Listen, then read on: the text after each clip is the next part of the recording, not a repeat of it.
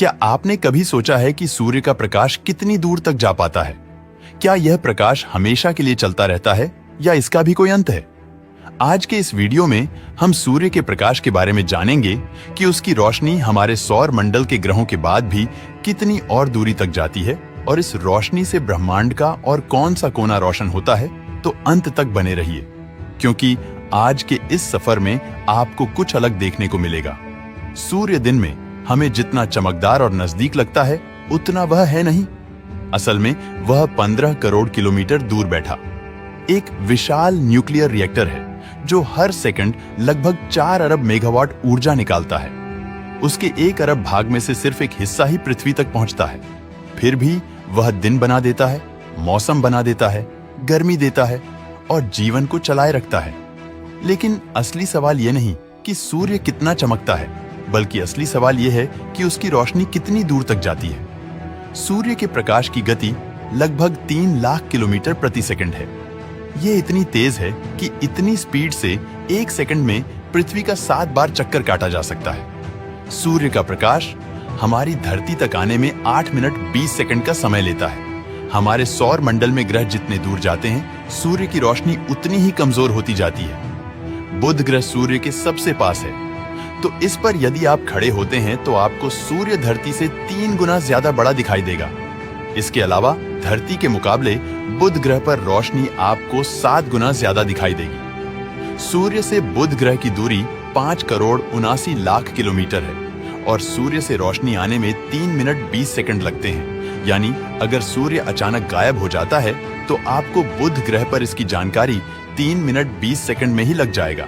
लेकिन अगर आप शुक्र ग्रह यानी वीनस पर होते हो तो इसकी जानकारी आपको 6 मिनट बाद लगेगी, क्योंकि यह सूर्य से 10 करोड़ 82 लाख किलोमीटर दूर है। इस पर खड़े होने के बाद सूर्य आपको 1.5 गुना बड़ा और 2 गुना अधिक चमकदार दिखाई देगा।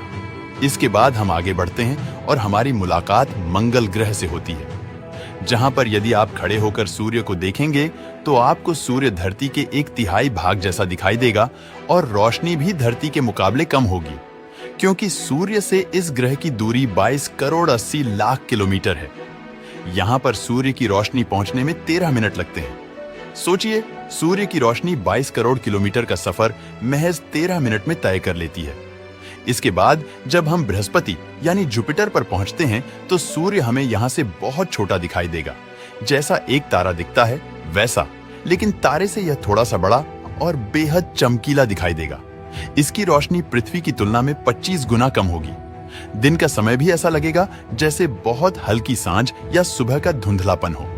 आपको ऐसा लगेगा कि कमजोर और दूर का सूरज चमक रहा है। बृहस्पति से सूर्य की दूरी 77 करोड़ 80 लाख किलोमीटर है और यहां पर सूर्य का प्रकाश आने में 43 मिनट लगता है। इसके बाद जब हम सूर्य से लगभग 143 करोड़ 35 लाख किलोमीटर की दूरी पर पहुंचते हैं तो हमें शनि ग्रह दिखाई देता है।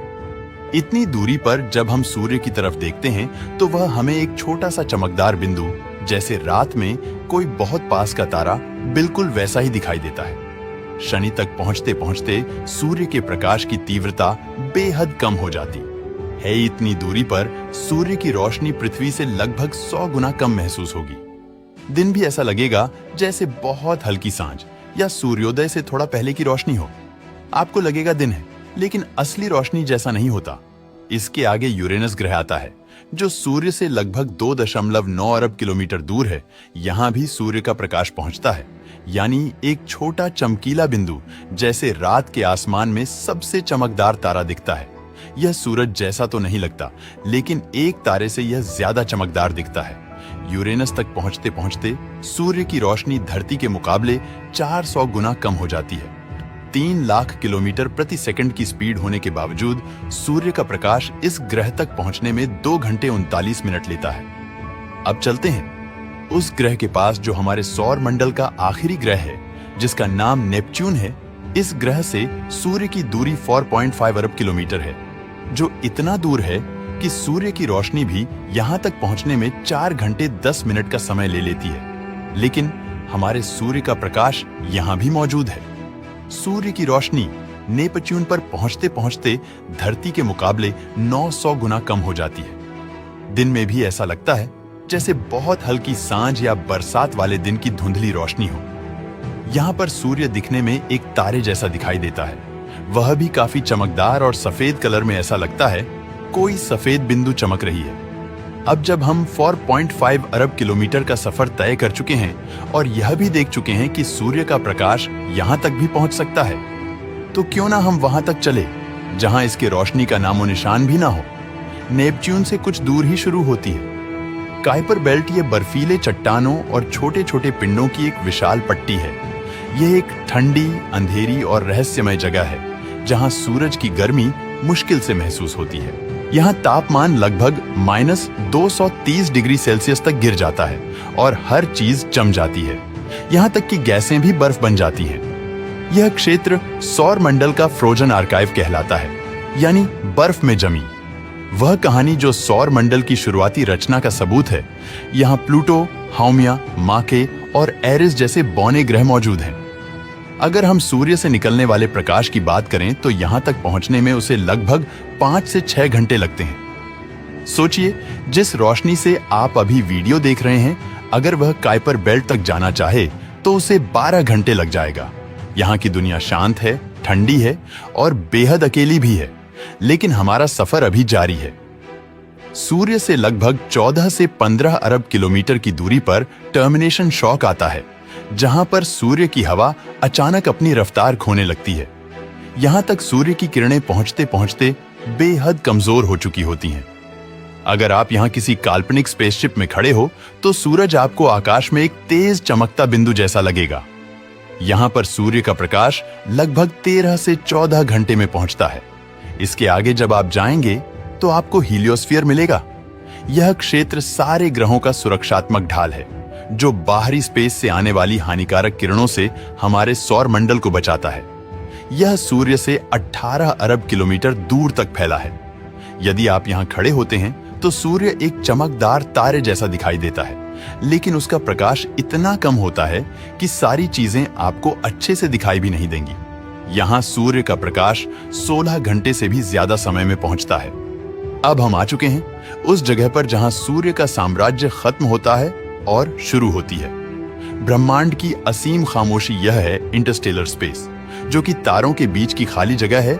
यहां अब न सूर्य की हवा पहुंचती है और न ही उसकी चुंबकीय शक्ति अगर पहुंचती है तो सूर्य की फैलती हुई एक फीकी रोशनी जो अब भी सफर में है और हमारे साथ इस अंधेरे में तैर रहा है।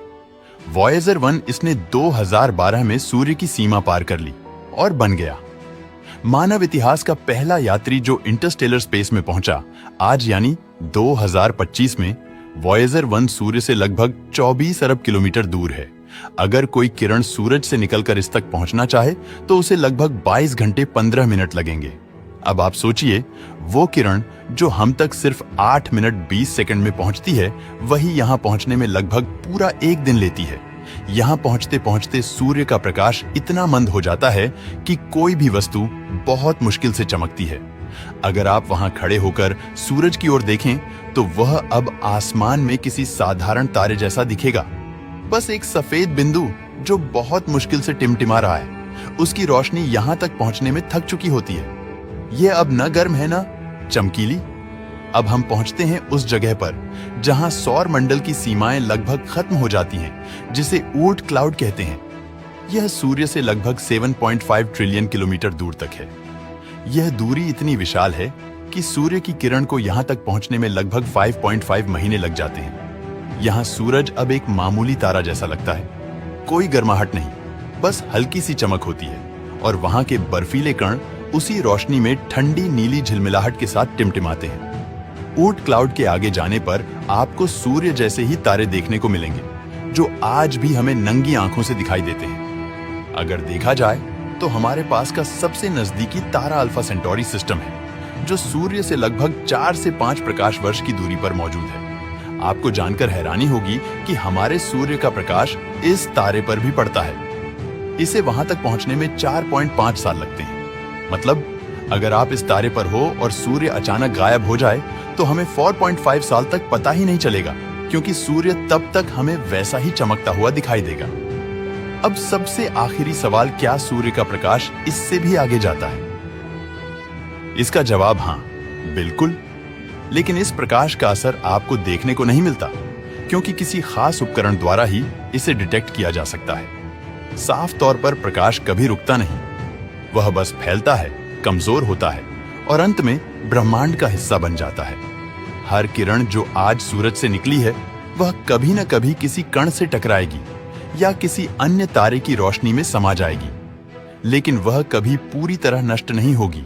यानी सूर्य का प्रकाश अनंत तक फैला है। दोस्तों, वीडियो पसंद आया हो तो लाइक और शेयर करें।